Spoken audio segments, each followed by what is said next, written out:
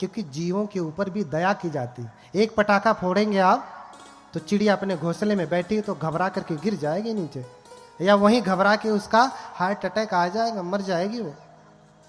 आपके यहाँ बंदर घूम रहा हो, जरा एक पटाखा फोड़िए, बंदर डर के मारे भाग जाता है।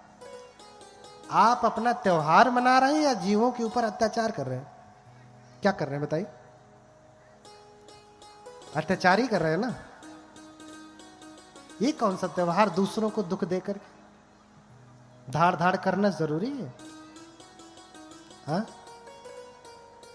सबसे बड़ा शत्रु हमारा शरीर है। अभी खूब मिठाई खाया होगा, खूब बढ़िया बढ़िया चीज खाई होगी, जन्म से लेके आज तक आपने अच्छा अच्छा खिलाया पिलाया इस शरीर को, बढ़िया कपड़े पहनाए, साफ पानी पिलाया, हाँ, बढ़िया भोजन कराए, चेहरे पे बढ़िया क्रीम लगाया, बालों में बढ़िया शैम्पू लगाया, कंघी किया, सजाया संवारा, लेकिन एक भी आपकी बात ये मानता है? जन्म से लेके आज तक इसके लिए इतना किया, किसके लिए? इसके लिए इतना किया, लेकिन ये आपके लिए कितना करता है? अब भाई जरा परीक्षण कर लीजिए, तर्क मत करिए, अभी परीक्षण कर लीजिए कि अच्छा अपने शरीर से कहिए, हे मेरे शरीर, मैं 20 साल का हो गया हूं, हो गई हूं, या 50 साल, जितने साल के आप हैं, आंखें बंद करिए और कहिए अपने शरीर से, हे मेरे शरीर, मैं 30 साल का हो गया हूं, तुझे आज तक बड़ा बढ़िया बढ़िया खिलाया, कभी भूखा नहीं रखा, हाँ, आज मैं कथा सुन रहा हूं, जरा 2-4 घंटे तक दर्द मत कर, कल कर लेना। कहिए, मान रहा है? मानेगा? सबसे बड़ा शत्रु कौन है? जितने कहेंगे उतने दर्द करेगा। देखो इसको बढ़िया बढ़िया खिलाया, मिठाई, और हो गया शुगर। बताओ सबसे बड़ा शत्रु कौन है? आपका शत्रु आपको शुगर का इंजेक्शन लगाया है क्या? डायबिटीज का? कौन? ये आपका शरीर। इसे आपने अच्छा समझ करके मेवा मिश्री और बढ़िया मिठाई खिलाया और क्या कर दिया? शुगर कर दिया। बताओ सबसे बड़ा शत्रु कौन है? हाँ, सबसे बड़ा शत्रु आपका ये अपने पेट से कहिए, ए मेरे पेट, अभी कथा सुन रही हूं, प्यास मत लग, भूख मत लग, लेकिन तब से प्यास से व्याकुल है ना। रोज तो पानी पीते हैं, आज कहते थोड़ा आराम कर ले, घर में चल के 1 गैलन पी लूंगा, थोड़ा रुक जा। रुकता है? नहीं रुकता। इसलिए बुद्ध कहते हैं कि ये कुछ भी मेरा नहीं है, ये सब शत्रु है हमारे। अगर ये मेरा होता तो कहते एवं में रूपं हो तू, एवं में वेदना हो तू, मेरा रूप ऐसा हो जाए। अपने चेहरे से जाके कहिए, आप लोग भी शीशा में देखिए, आपका चेहरा है तो कहिए, ऐ मेरे चेहरे, तो किसी हीरोइन जैसा हो जा, किसी हीरो जैसा हो जा। होता है? नहीं होगा। वो सब तो छोड़ दीजिए, कुछ बने ना बने, कम से कम उसे इतना कह दीजिए कि ऐ मेरे शरीर, तू बूढ़ा मत हो। कुछ और नहीं कर सकता तो रुक तो सकता है ना। ऐ मेरे बाल, तू सफेद मत हो। ऐ मेरे चेहरे, तेरे ऊपर झुर्रियां न पड़े। हो सकता है? नहीं हो सकता। इसीलिए भगवान बुद्ध की शिक्षा बहुत आवश्यक है। अनित्य भाव को जानेंगे तभी आप सद्धर्म में लगेंगे, क्योंकि सब अनित्य, सब बदलेगा, हम कुछ नहीं कर सकते। अरे बढ़िया ग्रीन टी पी लेने से भी 1 साल बढ़ गया, लेकिन अंततः फिर बूढ़े तो होना ही है ना। क्या करेंगे? तब भी तो लगना ही है। तो जब लगना है तो अभी क्यों ना लग जाए? अभी क्यों ना प्रयास करें? अभी क्यों ना सद्धर्म का काम करें? क्योंकि ये सब काम हमारे साथ जाने वाले नहीं, ये सब धन हमारे साथ जाने वाले नहीं है। तो देखिए, शुद्धोधन को पुत्र नहीं हो रहे, माता महामाया को पुत्र नहीं हो रहे, बड़ी मनौती मांगे, सब कुछ किए, लेकिन पुत्र नहीं हो रहा है। अंततः जो है ऐसा वर्णन मिलता है कि माता महामाया उपोषित रखती है। उपोषित जानते हैं?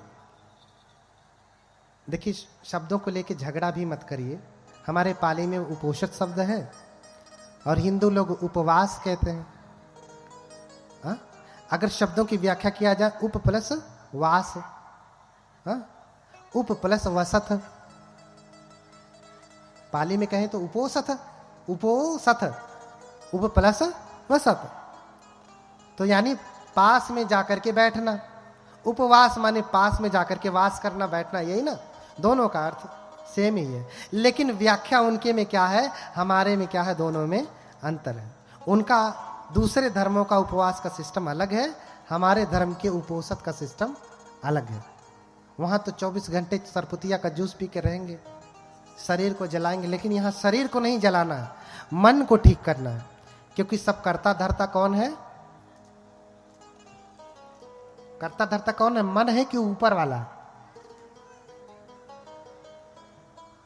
ऊपर वाला है। मन क्या करेगा? सही कह रहा हूं? कौन है? कौन है? ऊपर वाला है, ऊपर वाला। करता धरता कौन है? ऊपर वाला। बोलिए भगवान बुद्ध की। इस शरीर के सबसे ऊपर कौन है? बहुत उधर आकाश में मत जाइए। कौन है? ऊपर वाला। ये जब ऊपर वाला गड़बड़ होता है तो एक्सीडेंट हो जाता है। पत्नी से झगड़ा करके गया, अब खिन्न है, लड़ा दिया गाड़ी। कौन गड़बड़ हुआ? कौन नाराज हुआ? ऊपर वाला नाराज है। ऊपर वाला नाराज है, अच्छा इससे शादी नहीं हुई तो अब मैं जीऊंगा नहीं, मर गया। कौन नाराज हुआ? भैया कहते हैं ऊपर वाला नाराज हुआ इसलिए ऐसा। ऊपर वाला तो नाराज हो रहा है, लेकिन वहां कहां देखते हैं? कहां देखना है? इधर देखिए, उधर का छोड़िए, कहां देखिए? इधर देखिए। ऊपर वाला ठीक है तो सब कुछ ठीक होगा। सब कुछ ऊपर वाले के ऊपर निर्भर है, जो चाहे ऊपर वाला कराए। इसीलिए भगवान ने कहा मनोपुबंगमा धम्मा मनोसेठा मनोमया। सारे धर्म, सारे कार्य किसके अनुसार है? मन के अनुसार। मन यानी ये ऊपर वाला, इस ऊपर वाले के अनुसार है। जो चाहेंगे सो करेंगे, किसके अनुसार? मन के अनुसार। तो ऊपर वाला ठीक हुआ।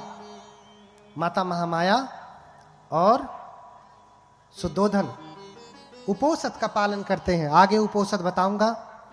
उपोषित कब कब रखना है, कैसे रखना है, उसका लाभ क्या है।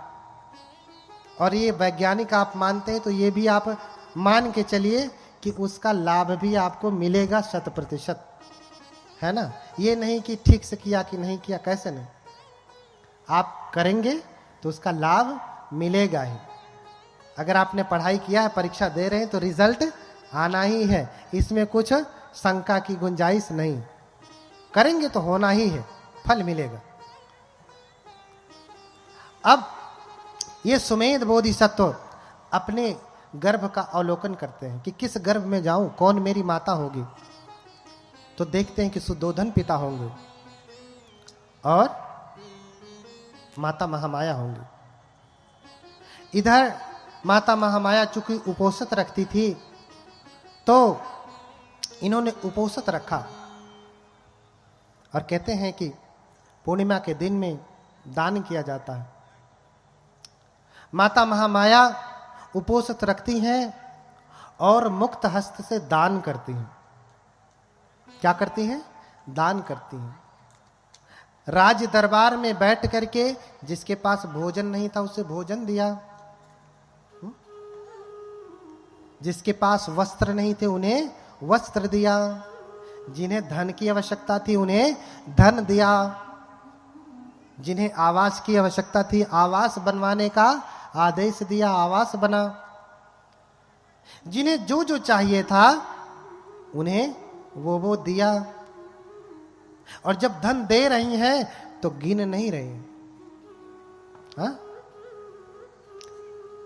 धन दे रही हैं तो गिनती नहीं है कि 10 रुपए दे रही हूं कि 20 रुपए कि 100 के 1000 के लाख ना।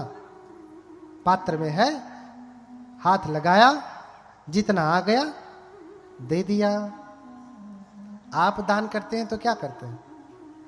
पहले ही से फिक्स करके आएंगे, ऊपर वाले जेबा में रख के चल रहे हैं, इतना देंगे। और कभी कभी गलती से अगर प्री प्लान नहीं रहा, आ गए अचानक से और दान देना पड़ गया, तो अंगुली डाल के जेब में से वही 10 रुपये वाली निकले, 50 वाली निकले।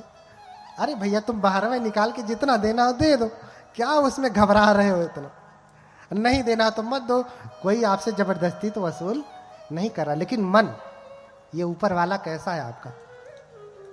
हाँ, देते समय त्याग की भावना होनी चाहिए। दान क्या है? त्याग है। परित्याग लक्षणा दान पारमी। भले प्रकार के त्याग की भावना ही दान है। आपने वस्तु दे दिया, मन पकड़ा, अरे 1000 दे दिया, रहा होता तो लड़के का फीस दे दिया होता, बर्बाद हो गया। मन से पकड़ा है, धन चला गया, मन पकड़ा है। इसलिए कहा कि परित्याग, भली प्रकार से त्याग करना है। हाथ से ही नहीं त्यागना है, मन से भी त्याग। जब दे दिया तो दे दिया, और नहीं देना चाह रहे तो भैया रखो, इतना घबराओ मत। जब मन बन जाए तब देना। हाँ, कभी कभी कुछ बनते लोग भी होते हैं, अरे भैया लाओ यहाँ करो वहां। कोई सर मुंडवाने से, वस्त्र पहनने से कोई श्रमण नहीं होता, कोई भिक्षु नहीं होता। न मुंडके न समणो अभ्यतो आलिकं भणं इच्छा लोभ समापन्नो समणो किम भविष्यति।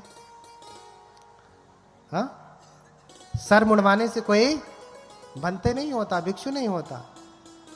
जिसके भीतर इच्छा है, लोभ है, लालच है, क्या वो बनते होगा? ना।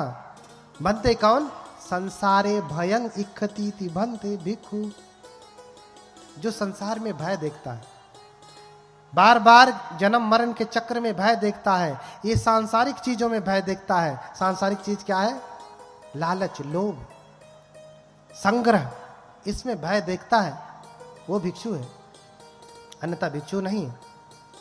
सर मुंडवाने से कोई भिक्षु नहीं होगा, समझ रहे ना? इसलिए उसको कोई ज्ञान भी नहीं प्राप्त होने वाला। कबीरदास भी इसी बात को बार बार कहते हैं, मूड मुड़ाए हरि मिले तो सब कोई ले ही मुड़ाए। कपड़ा पहनने से, सर मुड़ाने से कोई भंते हो जाए और उसे बुद्धत्व प्राप्त हो जाए, निर्वाण हो जाए, तो हर कोई नहीं मुड़ा लेगा। मूड मुड़ाए हरि मिले तो सब कोई ले ही मुड़ाए। और बार बार के मूड़ते भेड़ न बैकुंठ जाए।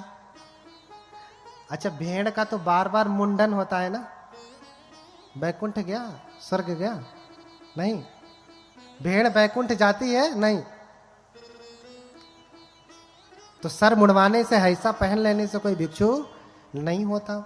तो भैया जितना देना है उतना दीजिए। अब भंते लोगों की गड़बड़ी है, उनके गुरु का पता नहीं, किसी का कुछ पता नहीं, शिक्षा दीक्षा का पता नहीं, शील विनय का पता नहीं, तो वो मांगने आ जाते हैं। मांगने वाला कोई भिक्षु नहीं होता है।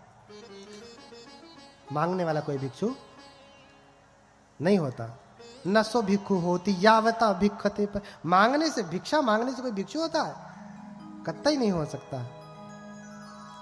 इसलिए हम अपने प्रसंग पे आते हैं। समय रहा तो और व्याख्या होगी। बोलिए भगवान बुद्ध की। हाँ, तो उपोषित रखी, उपोषित का पालन किया, दान दिया, और फिर ये बोधिसत्व जब विलोकन करते हैं तो देखते हैं यही मेरी माया है, मेरी माता है, इसी के गर्भ में मुझे जाना है। तो दान आदि कृत्य करके ऐसा वर्णन मिलता है कि जब वो अपने सैया पे जाती हैं, बिस्तरे पे सोने के लिए जाती हैं, उसी रात वो स्वप्न देखती हैं। स्वप्न देखती हैं कि आप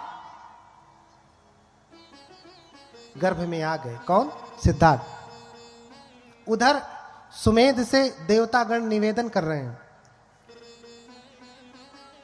उधर देवतागण निवेदन कर रहे हैं हाथ जोड़ करके, कतंजलि ही देवे ही याचितो द्विपतुत्तमो संबोधायम तुहियं कालंति आदिना। हाथ जोड़ करके निवेदन करते हैं कि हे देव, आपके बुद्धत्व का समय आ गया, अर्थात आप जन्म ग्रहण करें। थोड़ा सा ईको कम कर दो, इसका ईको थोड़ा कम, आवाज साफ नहीं आ रही। हल्का सही को करो। आपके जन्म लेने का समय आ गया। अब आप जन्म लें और इधर माता महामाया सोई हैं, सपने देख रही हैं। और देवताओं ने जब निवेदन किया तो निवेदन स्वीकार किया। माता महामाया स्वप्न देख रही हैं। क्या स्वप्न देख रही हैं? कि वो सोई हैं और उनकी सैया को चातुम महाराजी के देवता हिमवंत प्रदेश में उठा ले गए। अब स्वयं भगवान बुद्ध और उनका धम्म आप पढ़िए, बाबा साहब द्वारा लिखित। वो सोई है और उनकी सैया को चातु महाराजी के देवता हिमालय पे उठा ले गए। हिमवंत प्रदेश अर्थात हिमालय में ले गए।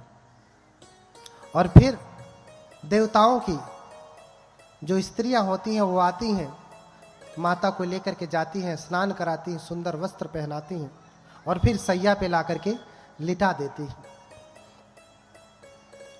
और फिर क्या देखती हैं कि माता महामाया लेटी हैं सैया पे और एक सफेद हाथी अपने सूंड में सफेद जो है कमल का फूल लेकर के सामने प्रकट होते हैं, आते हैं और माता महामाया की 3 बार परिक्रमा करके दाहिने तरफ से माता महामाया की कुक्षी में प्रवेश करते हैं। कुक्षिम विशंतम गजवदहि माया देव्या विलोकेव कुलम नमामि। हाँ, क्या देख रही हैं? सैया पे लेटी हैं, सपने में देख रही हैं कि देवियों ने स्नान कराया, बिस्तरे पे लिटाया, लेटी हैं, सफेद हाथी आया सफेद पुष्प लेकर के 3 बार परिक्रमा करके दाहिने तरफ से गर्भ में प्रवेश हो रहा है। कौन? हाथी पेट में घुस रहा है। कहां आदमी कहां हाथी, 100 गुना बड़ा। अब आप सोचिए, आप सपना देखें कि आपके पेट में हाथी घुस रहा है तो घबरा नहीं जाएंगे? माता महामाया भी देख रही कि अरे हाथी पुष्प लेके आ रहा है। माता महामाया घबरा गई और घबरा गई तो निद्रा टूट गई, फिर जग गई। अरे ये सपना था, सपना। कुछ लोग आरोप लगाते हैं कि अरे ये बौद्ध लोग कहते हैं कि हाथी जो है पुष्प लेकर के गर्भ में आया और माता महामाया के पेट में घुस गया। ये सपना था, सपना। सच में ऐसा नहीं हुआ। जैसे ही हाथी घुसता है निद्रा खुल जाती है और फिर उठ करके घबरा जाती हैं, पसीने पसीने हो जाती हैं। अपने स्वामी से सुबह बताती हैं कि स्वामी मैंने ऐसा ऐसा सपना देखा। तो राजा शुद्धोधन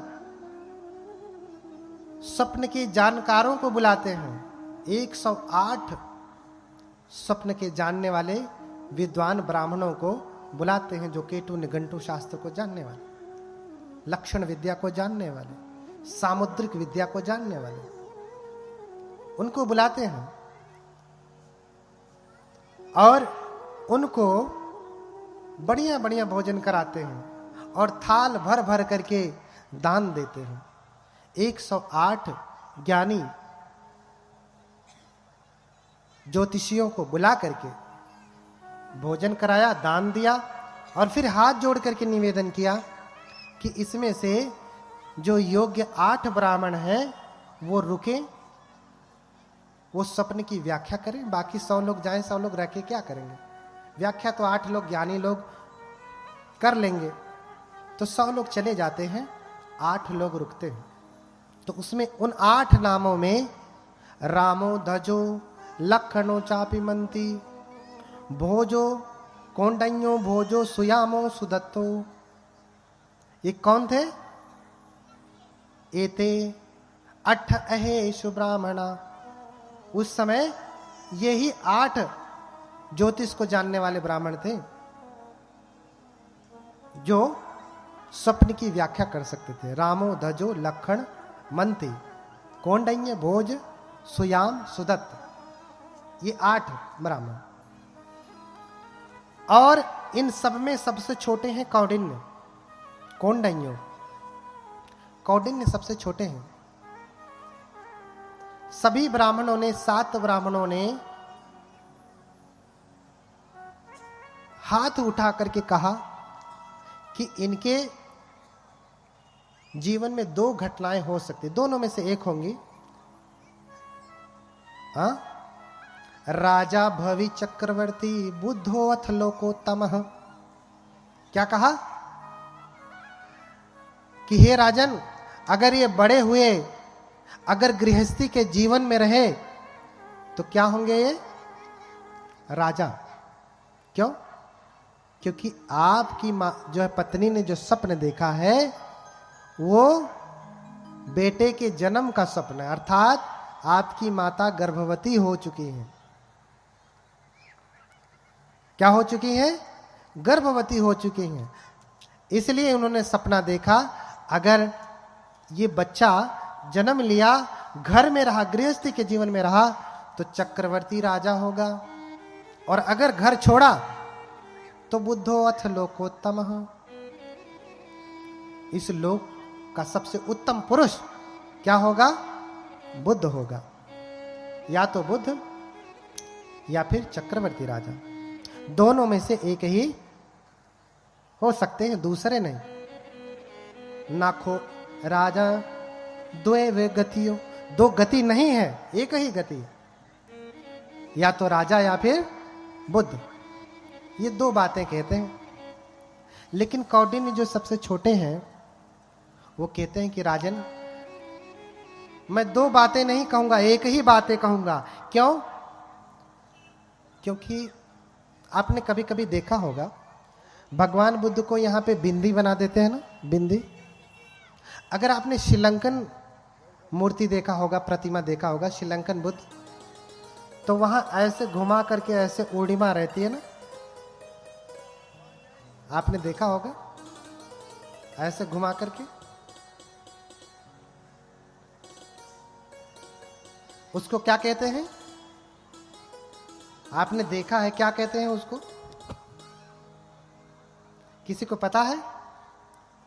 नहीं, बस हम कहते हैं बिंदी लगी है, टीका लगा है। नहीं, हाँ कुछ लोग हैं ऐसे गोल सा बना देते हैं, ऐसा नहीं है। लेकिन श्रीलंकन में ऐसे घुमा करके ऊपर लौ निकली हुई अग्नि, जैसे अग्नि की शिखा होती है, जैसे दीपक की ज्वाला होती है, लेकिन ऐसे घूमी हुई ऊपर जलती हुई, उसे कहते हैं ओडिमा। क्या कहते हैं? ओडिमा।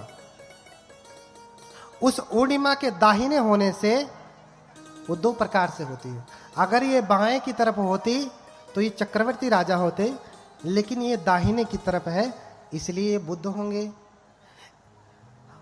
और कौंडिन्य ने कैसे जाना? क्योंकि कौंडिन्य जो है मुख्य सामुद्रिक विद्या जानते थे। क्या जानते थे? मुख्य सामुद्रिक विद्या में पारंगत थे, अर्थात मुख के लक्षण को देख करके बता सकते हैं आपका भविष्य, आप क्या होंगे, कौन से स्वभाव के हैं, अच्छे हैं, बुरे हैं, गुस्सैल हैं, है ना, लालची हैं, दानी हैं, सब बता देंगे। उसे मुख्य सामुद्रिक विद्या कहते हैं। हाँ, आजकल तो बहुत सारी वैज्ञानिक किताबें मिलती हैं। लोग कहते हैं ऐसे किया तो उसका अर्थ दूसरा, वैसे किया तो उसका अर्थ दूसरा, मुंह टेढ़ा किया तो उसका अर्थ दूसरा। एक प्रकार से विद्या ही है। लेकिन बाकी के 8 जो ज्ञानी थे, ये 7 ज्ञानी ये समझ नहीं पाए, सिर्फ कौंडिन्य ही समझते हैं। और दाहिने तरफ था, ये देख करके कहे कि राजन ये सिर्फ बुद्ध ही होंगे, चक्रवर्ती राजा नहीं होंगे। इसलिए राजा को अच्छा नहीं लगा, बाकी के 7 बूढ़े बुजुर्गों को भी अच्छा नहीं लगा कि आप कैसे कह सकते हैं, आप गलत कह रहे हैं। राजा को भी नहीं अच्छा लगा, क्योंकि कोई ऐसा चाहता है कि उसका बेटा जो है घर छोड़ के सन्यासी बने, प्रवज्जित बने? कोई चाहता है? जरा इधर हाथ उठाए माताएं, कोई चाहता है? नहीं। कोई नहीं चाहता। लड़का भले शराबी बन जाए, गजेड़ी बन जाए, नशेड़ी बन जाए, जुआरी बन जाए, शराब पी करके आए, माँ का बाल पकड़ करके जो है 2-4 थप्पड़ लगाए, ज़्यादा बोले तो मुंह पे एक दे दे खींच करके, लेकिन बेटा सन्यासी हो जाए, पूज्य हो जाए, लोग उसका स्वागत करें, ऐसा कौन चाहता है?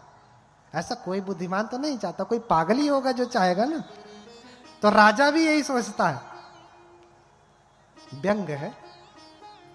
राजा भी यही सोचता है कि मेरा बेटा तपस्वी ना हो, क्या बने? राजा बने। मैं राजा हूं, मेरा बेटा भी राजा बने। मैं डॉक्टर हूं, मेरा बेटा भी डॉक्टर तो बन गया, चला गया मुंबई में शिफ्ट है, क्या करोगे? क्या फायदा है? कभी आता भी नहीं, फोन भी नहीं करता। बनाओ डॉक्टर। डॉक्टर के साथ साथ उसको एक अच्छा मनुष्य भी बनाना। अब इसका अर्थ ये नहीं जो मैं कह रहा हूं आप डॉक्टर इंजीनियर सब बनना छोड़ दीजिए, और तेजी से बनिए, लेकिन उद्देश्य भी समझिए, ठीक है? तो राजा खुश नहीं हुए, दुखी हुए, और बाकियों का सत्कार किया लेकिन कौंडिन्य का नहीं किया। विद्वानों का सत्कार बहुत कम होता है, विद्वानों की आलोचना बहुत होती है। क्यों? क्योंकि वो जो सत्य जानते हैं वो ठीक विपरीत होता है, जो आज तक वो जानते रहे होंगे उससे ठीक विपरीत। जब पेड़ से फल गिरा, उसने प्रश्न कर दिया कि अरे ये नीचे क्यों गिरा, ऊपर क्यों नहीं जाता? तो लोगों ने उसे पागल कह दिया, मूर्ख कह दिया, अरे इसके पास तो दिमाग नहीं है, ऐसा कह दिया। लेकिन असली ज्ञान तो वही था। तो इन्हीं सब बातों के साथ समय बहुत हो गया। आप लोगों का जो पैर है, आपका जो दुश्मन है, बार बार आपको परेशान कर रहा है, आपको बैठने नहीं दे रहा है, और इसलिए बाकी की कथा और भी गंभीर बातों की चर्चा कल होगी। आज शुरुआत थी, इसलिए छोटी छोटी बातों पे चर्चा किया। कल गंभीर जो है धर्म की चर्चा होगी। आप सभी लोग समय से आए, और इन्हीं सब बातों के साथ अब जो है मैं अपनी वाणी को विराम दूंगा। हम लोग सभी लोग जो है ठीक से बैठ जाएं, हाथ जोड़ करके भगवान बुद्ध की मंगल मैत्री से इसका समापन किया जाएगा। हेलो, ठीक है? कुर्सी वाले नीचे बैठ जाएं थोड़े समय के लिए तो अच्छा होगा। कभी से बैठे रहें, कुर्सी को भी थोड़ा आराम दे दें। बोलिए भगवान बुद्ध की, बोलिए भगवान बुद्ध की, भगवान बुद्ध की। तो सभी लोग हाथ जोड़ लें, भगवान की मंगल मैत्री करेंगे।